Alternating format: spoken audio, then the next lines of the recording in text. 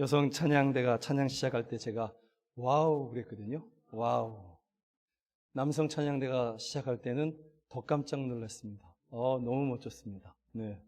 찬양대 팀장 하실만 하겠다 싶었습니다. 제가 이전에 청년 때에 교회 성가대를 쓰면 앞에서 장로님이 저를 예배 다 끝나고 나서 항상 저한테 물어봤습니다. 제 이름이 김용석인데, 용석아, 오늘은 너는 오늘 뭘 불렀니? 이렇게. 나는 베이스를 한다고 했는데 앞에 들기에는 영 아니었던 모양입니다. 넌 오늘 뭘 불렀니? 이렇게 매주마다. 그래도 요즘 이제 하다 보니까 이제는 테너도 하고 베이스도 합니다. 하나님께 즐거움으로 합니다. 찬양이 우리의 기쁨이 되기를 간절히 소망합니다. 저는 오늘 오전에 우리 영광교회 성도들에게 한 남자의 기구한 인생에 대해서 한 이야기를 전해드렸습니다. 오늘 여기 예동교회에서는 한 여인의 가슴 아픈 이야기를 여러분들에게 들려드리도록 하겠습니다. 이야기이기 때문에 굉장히 빨리 끝날 수 있고, 그래서 여러분들은 오후 예배 역사상 가장 짧은 설교 시간일 수도 있고, 우리 강 담임 목사님은 너무 짧은 설교에 또 이야기 한 편에 강사비를 드려야 되나 말아야 되나 하는 고민을 할 수도 있습니다. 근데 벌써 받아서 예배 끝나자마자 제가 좀 튈 생각입니다. 한 여인이 있었습니다. 그 여인의 이야기를 여러분 들으면서 이거 아무개 집사님 이야기 아니야? 아무개 권사님 이야기 아니야? 하실 수 있는데 어쩌면 내 인생이 이랬지 하실 수도 있습니다. 얼마나 가슴 아픈 이야기인지 이제부터 좀 들어보셨으면 좋겠습니다. 이 여인은 결혼을 했습니다. 그런데 자기 자신에게 선택권이 없었습니다. 운명적으로 태어나면서부터 맺어진 그러한 남편과 그러한 신랑과 결혼을 하게 된 것입니다. 다른 남자들은 생각해보지도 못하고 그냥 이 남자와 결혼을 하게 되는 것입니다. 이것은 정해진 것이라서 벗어날 수가 없었습니다. 그럼에도 행복하고 싶은 그러한 마음은 일반 여느 여성들과 다를 바 없는 것입니다. 행복해야지, 행복해져야지 하는 것입니다. 그런데 이 여인은 남들에게 참 그럴듯하게 보이기는 하지만 단 한 번도 행복해 본 적이 없습니다. 결혼을 한 이후에 그렇게 함께 살아오면서 단 한 번도 행복을 느껴본 적 단 한 번도 없다라는 것입니다. 왜 그러냐면 이 여인과 결혼한 신랑에게서 사랑이라는 것은 도무지 발견할 수 없기 때문에 그런 것입니다. 단 한 번도 사랑해 라는 말을 단 한 번도 이 신랑은 해주지 않는 것입니다. 아예 이 남자의, 이 신랑의 마음과 머릿속에는 사랑이라는 단어 자체가 아예 없는 것만 같은 그러한 모습인 것입니다. 사랑해 라는 말을 들어본 적도 없지만 오히려 늘 지적만 당하면서 그렇게 살아왔습니다. 그러면서 너는 뭘 해도 안 돼. 자기 부인을 향해서 그렇게 이야기하는 것입니다. 너는 뭘 해도 안 돼. 너는 원래 그런 사람이야. 너는 조상 대대로 너의 부모부터 시작해서 너는 아무것도 할 수 있는 게 없어. 이러면서 비난만 일삼는 것입니다. 혹시라도 식탁에서 이렇게 시중을 들다가 물컵이라도 이렇게 엎으면 그러면 또 야단입니다. 그것도 하나 못 보냐? 그것도 하나 제대로 못하냐? 눈은 뒀다 어디 됐을래? 그러면서 그렇게 이 자기 아내를 비난하는 것입니다. 또 개어진 그러한 빨래하고 나서 이렇게 잘 개지 않습니까? 잘 갠다고 갰음에도 불구하고 그것을 보면서 이 남편은 이야기합니다. 너는 어떻게 이렇게 각 하나 못 잡냐? 줄 제대로 못 잡냐? 이래서 여자는 군대를 보내야 돼. 군대 가서 원산 폭격도 좀 해보고 좀 매도 맞아보고 그래야 뭔가를 좀 할 수 있지. 이런 거 하나도 제대로 못하니 어떻게 살아가냐? 나 아니면 너는 도대체 어떻게 살겠냐? 이러면서 끊임없이 비난하고 끊임없이 지적질을 하는 것입니다. 그러다 보니 이 여인은 이제부터 바깥쪽으로 눈을 돌리기 시작합니다. 사람들의 눈을 의식하기 시작합니다. 그래서 내 가정에서 내 남편에게서 누리지 못하는 그러한 어떤 기쁨들을 사람들에게서 얻으려고 합니다. 그렇다고 바람을 피는 것은 아니었으나 좋은 옷을 입고 명품 가방이나 이런 것들을 하고 다니면서 또 보석들을 치장하고 다니면서 사람들에게 말하고 싶은 것입니다. 나는 내 결혼은 완벽해. 내 결혼은 완전해. 나는 행복해. 이렇게 보여주고 싶은 것입니다. 사람들이 또는 친구들이 내 몸에 있는 그 명품 백이나 또는 손가락에 끼어 있는 반지나 또는 좋은 옷, 명품 옷을 입은 것을 보면서 아우 결혼 잘했네. 아우 결혼 잘했어. 행복하겠네. 해주면 그것이 기쁨이었습니다.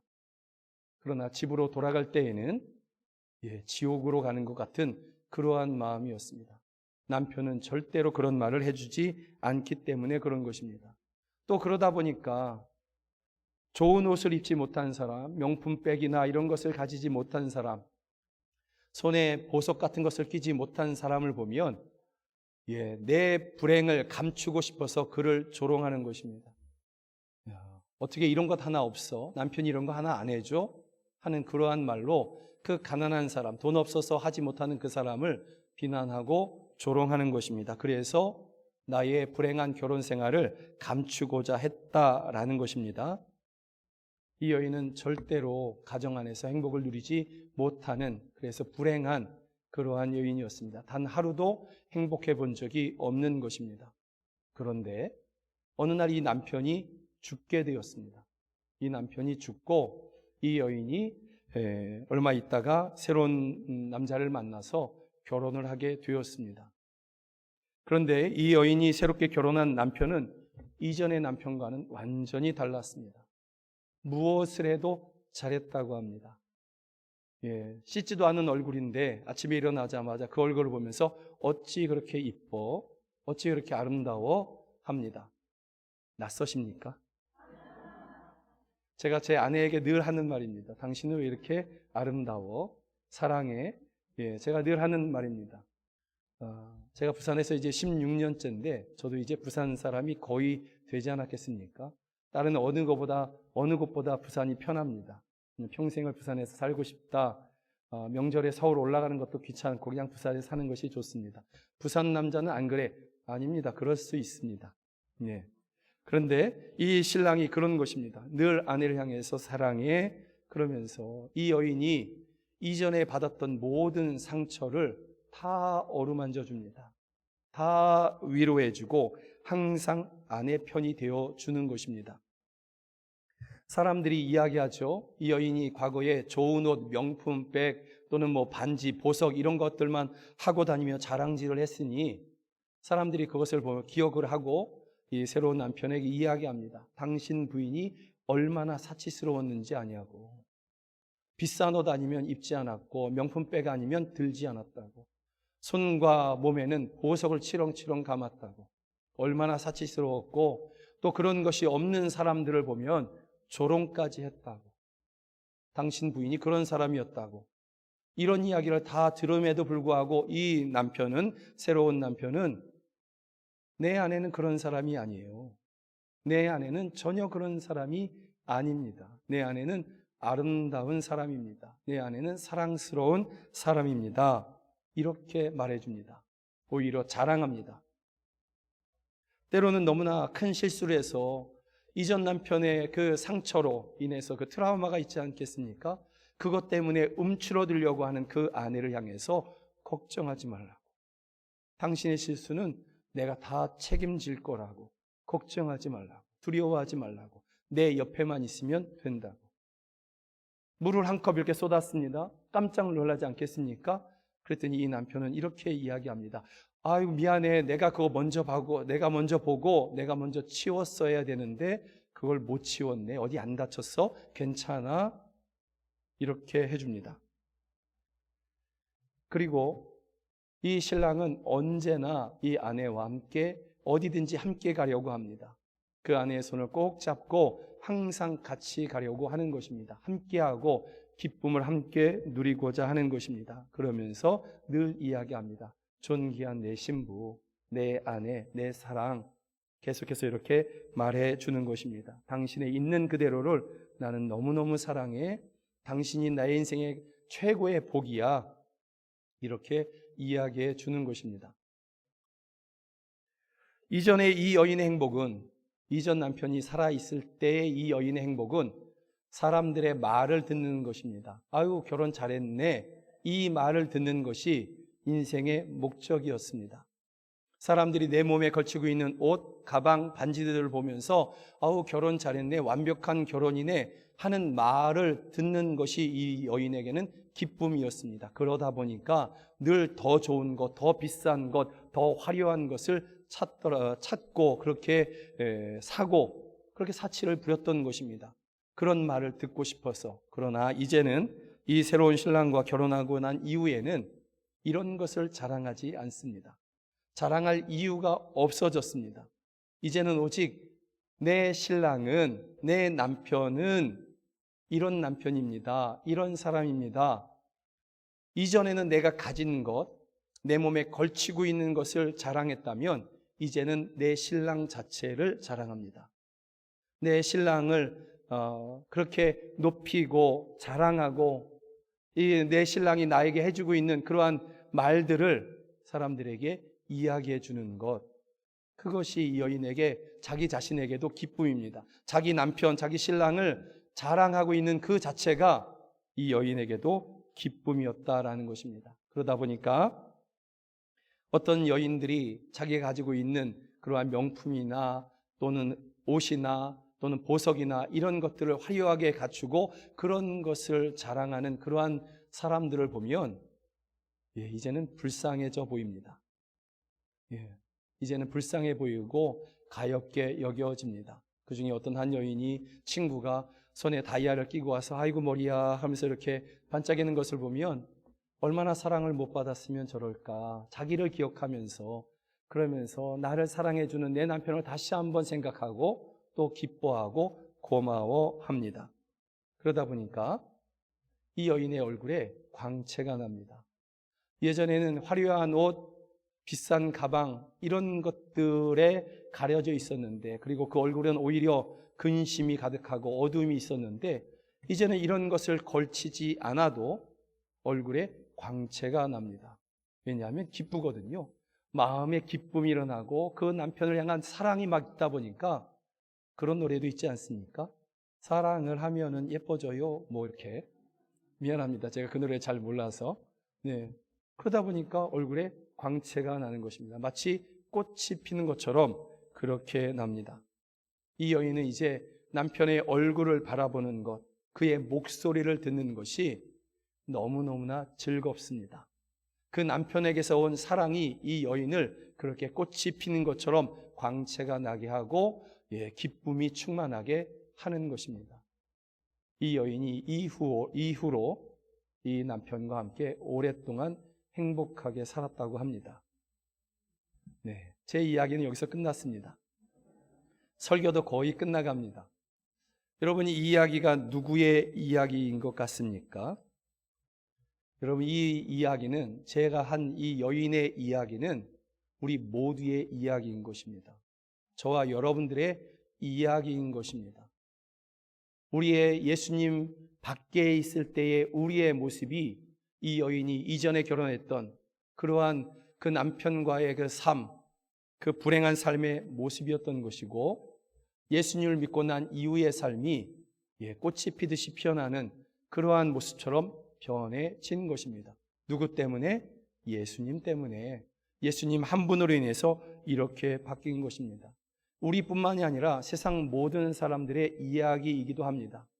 아직 예수님을 못 만난 사람들은 여전히 늘 질책만 하고 야단만 치는 그러한 신랑과 살아가는, 불행한 인생을 살아가는 그러한 사람들인 것입니다. 예수 밖에 있는 사람들은. 이 이야기를 들으면서 여러분들이 생각할 수 있습니다. 나는 남자인데, 오늘 음악부 부장님도 설교를 들으면서 나는 남자인데 이게 왜 내 이야기냐, 여성들의 이야기라고 하면 내가 이해가 가겠지만 나는 남자인데 내가 무슨 그 신랑이 필요하냐, 남편이 필요하냐. 성경은 교회와 성도들을 향해서 그리스도의 신부다 이렇게 이야기하는 것입니다. 그래서 천국은 마치 그러면서 신랑을 기다리는 다섯 처녀와도 같으니 이렇게 표현하고 있는 것이고, 또 아가서에 보면 이런 말씀이 있습니다. 아가서에 보면 세 번역으로 되어 있는데 한번 띄워주시겠습니까? 네, 우리 한번 읽어봤으면 좋겠습니다. 나의 누이 나의 신부야, 오늘 나 그대에게 마음을 빼앗기고 말았다. 그대의 눈짓 한 번 때문에, 목에 걸린 구슬 목걸이 때문에 나는 그대에게 마음을 빼앗기고 말았다. 이게 신랑이 신부에게 하는 이야기거든요. 그런데 아가서라는 것은 교회에게, 신랑 되신 예수님께서 신부된 교회에게 하시는 그러한 말씀이다. 곧 우리에게 주신 말씀이다라는 것입니다. 그래서 나의 누이, 이건 실제 누이가 아니라 그 친밀함을 이야기하는 것입니다. 그런데 나의 신부야, 나의 친밀한, 나의 사랑하는 신부야, 오늘 나 그대에게 마음을 빼앗기고 말았다. 예수님이 그렇게 하시는 것입니다. 교회를 향해서, 성도를 향해서. 그래서 목사인 저의 신랑은 예수님이십니다. 음악부장님의 신랑은 예수님이시고, 예동교회의 신랑은 예수님이 되시는 것입니다. 또 사도 세례 요한이죠. 세례 요한이 많은 사람들이 자기에게 왔었거든요. 그런데 예수님이 오시고 나서 사람들이 다 예수님께 몰려갑니다. 자기에게는 적게 옵니다. 그래서 세례 요한에게도 제자들이 있었는데 그것에 대해서 불평했습니다. 그때 요한복음에서 세례 요한이 이런 말을 합니다. 신부를 취하는 자는 신랑이나 서서 신랑의 음성을 듣는 친구가 크게 기뻐하나니, 여기가 이게 그 친구가 자기라는 것입니다. 나는 이러한 기쁨으로 충만하여노라. 신부를 취하는 자는 신랑이나, 세례 요한도 그렇게 이야기하는 것입니다. 예수님 앞에 나아가는 그 모든 사람들을 신부로, 교회를 신부로 그렇게 이해하고 있는 것입니다. 그래서 교회의 신랑은 예수 그리스도, 성도의 신랑은 남성이나 여성이나 상관없이 신랑은 예수 그리스도이신 것입니다. 그 예수님을 만난 사람은 다른 것을 자랑하지 않습니다. 내 몸에 걸치고 있는 것을 자랑하지 않습니다. 내 몸이 아파도 예수님을 자랑합니다. 내가 가난해도 예수님을 사랑합니다. 수많은 간증자로 그 강단에 서서 자기가 가진 것을 자랑합니다. 내가 예수를 믿고 나서 이렇게 부자가 됐다고, 그 소유된 것, 내가 예수를 믿고 건강하게 됐다고, 그 건강을 자랑합니다. 아직 예수님의 사랑을 잘 몰라서 변두리를 자랑하고 있는 것입니다. 진짜 간증자는 예수님을 자랑합니다. 예수님만을 자랑합니다. 설교자이죠. 저는 설교자입니다. 어느 날 설교를 했는데 금요 기도회에 설교를 하고, 서울에서 있던 일입니다. 그리고서 성도들이 나오기도 전에 우리 다 함께 기도합시다 그리고 집으로 도망쳐 버렸어요. 왜냐하면 죽을 썼거든요. 인류 역사에 이런 죽이 있을까 할 만한 그러한 죽을 제가 썼습니다. 그래서 성도 얼굴 마주치는 것이 부끄러웠던 거예요. 너무 두려웠던 거예요.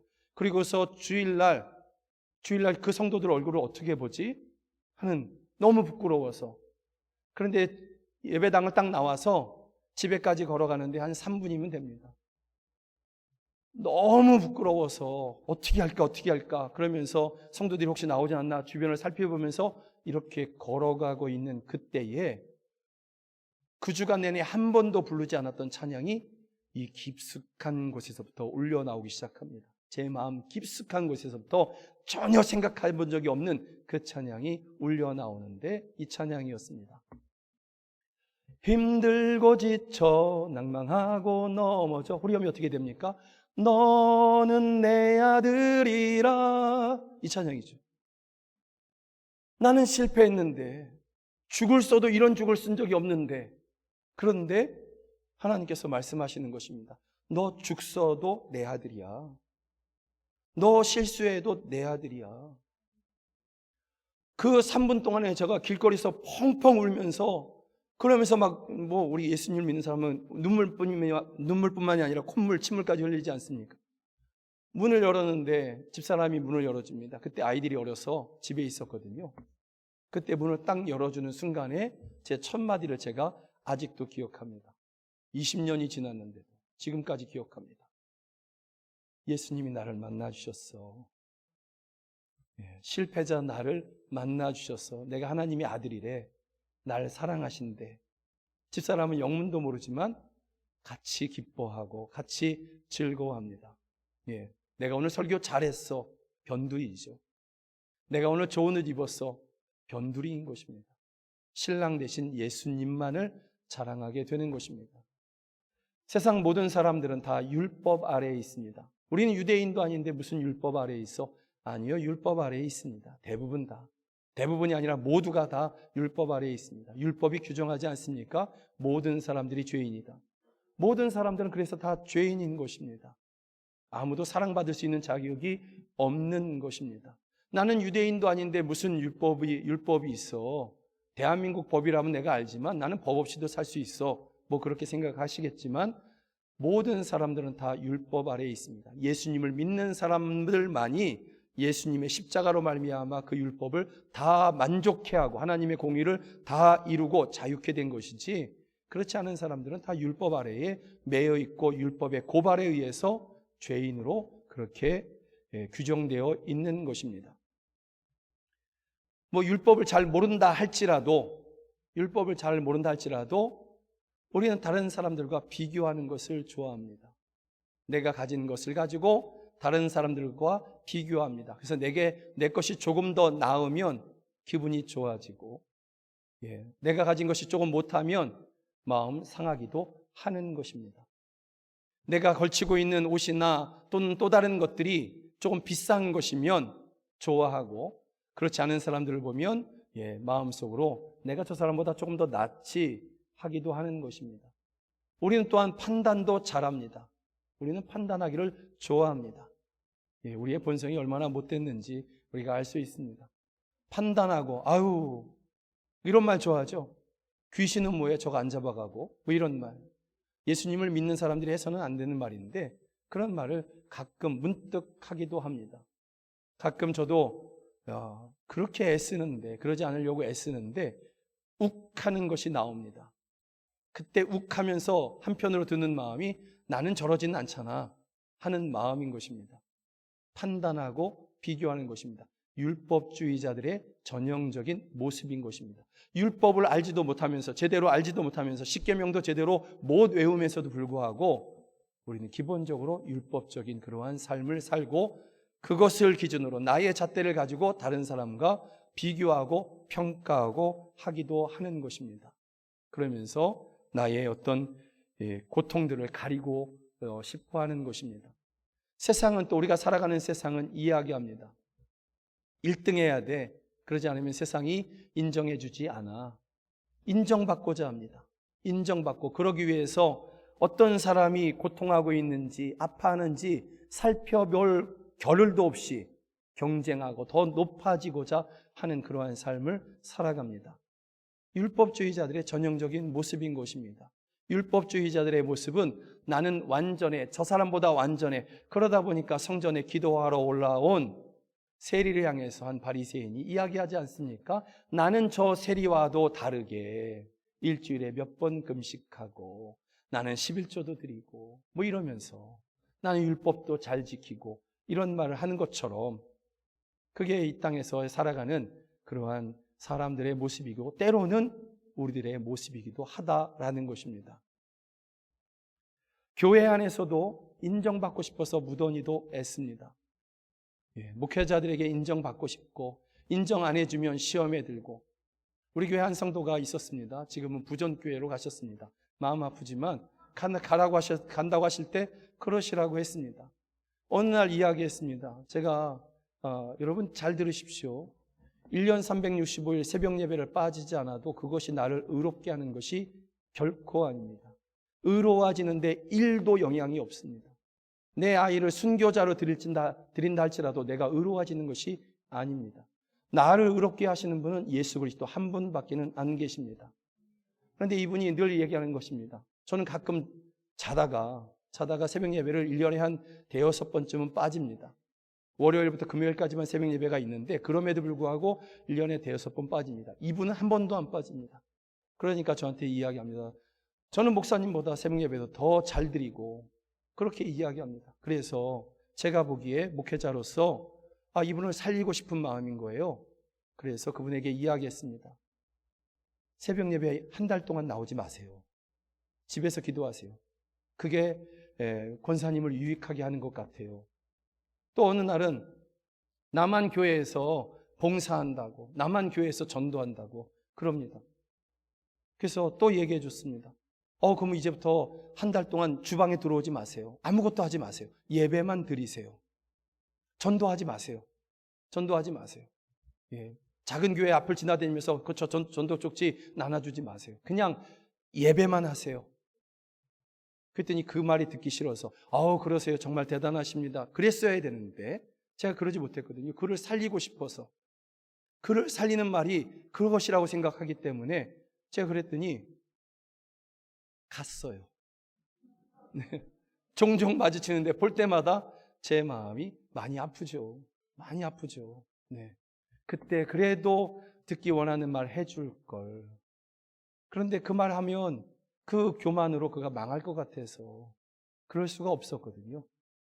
목회자들에게 인정받고 사람들에게 인정받고 그래주지 않으면 상처받았다 그러고 시험받았다 그러고 율법주의자들의 전형적인 모습인 것입니다. 예수 안에 있음에도 불구하고 끊임없이 인정받고 싶은 그러한 욕구가 있는 것입니다. 바리새인들이 그렇게 옷 끝에 실을 길게 늘이고 나는 경건에 사람들에게 그렇게 인정받고 싶어하는 것처럼 똑같은 모습이 성도들에게 있는 것입니다. 그러나 예수님을 만난 사람들은 그 인정이 필요치 않습니다. 예수님을 만난 사람은 그 예수님 한 분 때문에 기뻐하고 그 예수님 한 분 때문에 즐거워하고 그 예수님 한 분 때문에 행복한 것입니다. 오늘 음악과 헌신 예배라고 들었습니다. 너무 멋지셨는데 여러분들은 찬양할 때 왜 찬양하십니까? 왜 예수님을 찬양하고 하나님을 찬양합니까? 그 예수님이 너무 사랑스러워서 그 예수님이 너무 좋아서 그래서 찬양하기를 원합니다. 이 여인이 다니면서 자기 남편만을 그렇게 기뻐하고 자랑했던 것처럼 그 남편만을 이야기했던 것처럼 거기에 곡조 붙이면 그게 찬양이죠. 다른 게 찬양입니까? 우리 남편은 그러면서 그 남편 이야기하면 그게 찬양인 것입니다. 음악 번신 예배를 하시면서 결단하셨으면 좋겠습니다. 또 모든 성도들이 그렇게 결단했으면 좋겠습니다. 나는 예수님 한 분 때문에 만족하고 나는 예수님 한 분 때문에 기쁘고 나는 예수님 한 분만을 자랑하겠습니다. 변두리의 마음 빼앗기지 않겠습니다. 하시는 여러분들 되기를 간절히 소망합니다. 아멘. 기도하겠습니다. 하나님 아버지, 여기 귀한 사랑하는 성도들이 예수님을 사랑하고 있습니다. 예수님을 나의 전부가 되어 주십시오 하고 저희들이 그렇게 바라고 소망하고 있습니다. 저희들을 만나 주시옵소서. 저희들의 전부가 되어 주시옵소서. 그래서 이제는 더 이상 이것저것 자랑하는 것이 아니라 예수님 한 분만을 자랑하고 예수님 한 분만을 높이는 그것이 저희 자신들에게 기쁨이 되고 즐거움이 되고 그래서 예수님의 얼굴을 보는 것이 기쁨이고 예수님의 음성을 듣는 것이 기쁨이고 만족이 되는 저희 모두가 되게 하여 주시옵소서.